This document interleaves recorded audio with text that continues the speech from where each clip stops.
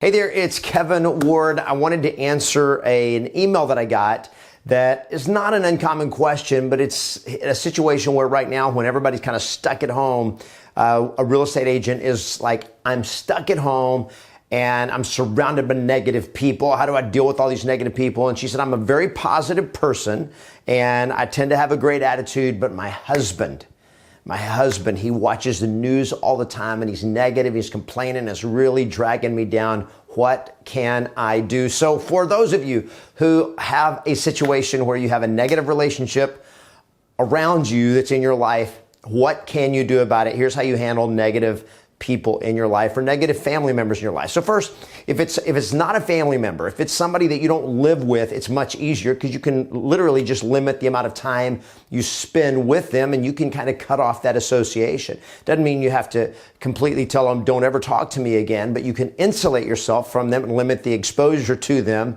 so that if it's a relative that you see at holidays or every once in a while, you just choose not to spend that much time with them.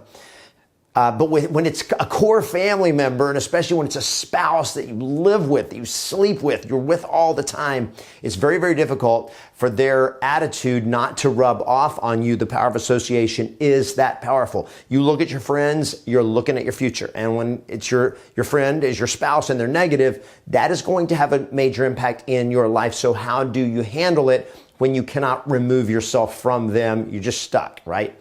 So here is the answer. A straightforward conversation.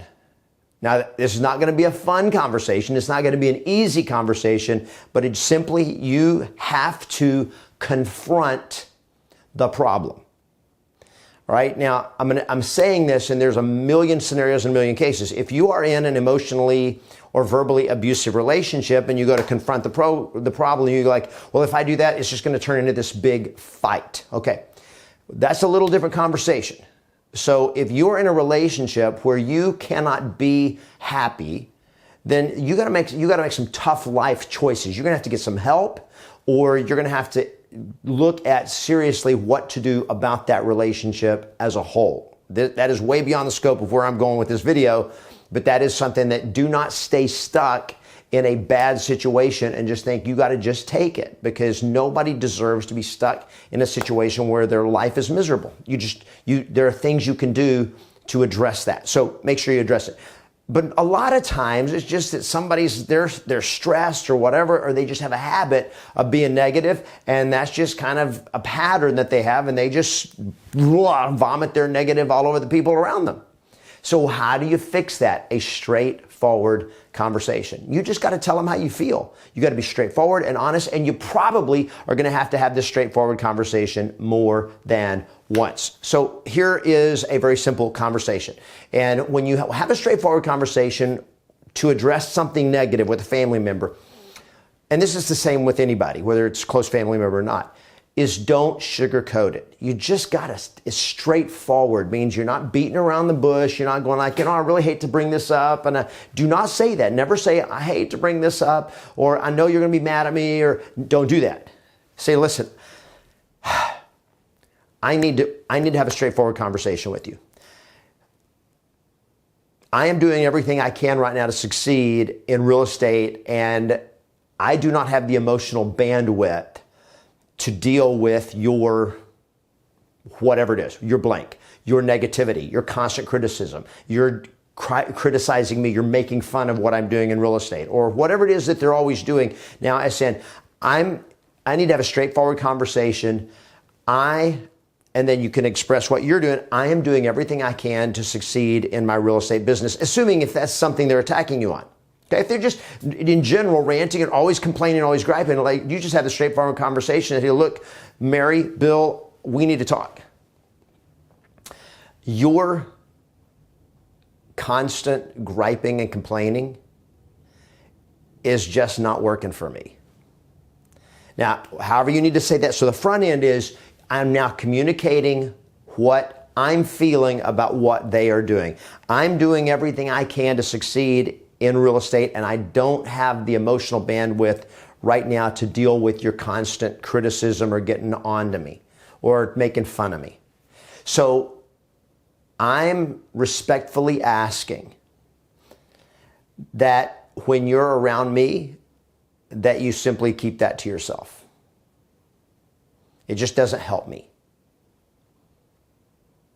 And then you stop talking. You don't ask for agreement, you just express. Now you let them say what they're going to say. And then you simply say, that's what I need. Now, very, very important here that you get very calm and you talk very deliberate, very slow, very softly, and just saying, look, I'm doing everything I can to succeed. Or just like, if you need to go straight into it, just say, your ongoing criticism or your ongoing stuff is just not working for me.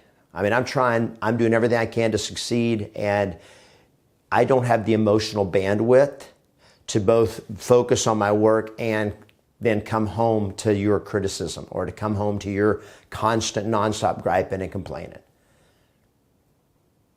And I'm just asking that you respect me enough to not do it when I'm around.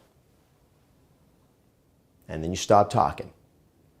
Now, I'm not saying it's going to go easy right here, but you listen, let them tell their side of the story, and then say, thank you for sharing. I just need you to know how I'm feeling, and this is not working for me. This criticism.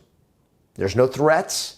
You're not threatening them. You're not yelling at them. You're not unloading on them. You're having a straightforward, honest, adult, mature conversation, and you'll be amazed how powerful it is. Because most of the time, if it's a healthy relationship with just an unhealthy pattern, if they're saying, then they'll say, you know what, I did not realize. I guess, and then they'll apologize. Most of the time, that is going to happen. You'll be amazed at the power, my friend, of a straightforward, honest conversation. Try it. Let me know how it goes. Post the reaction you get in the comments below. If you got questions, let me know. If the video helps you, give it a thumbs up, and I'll look forward to talking.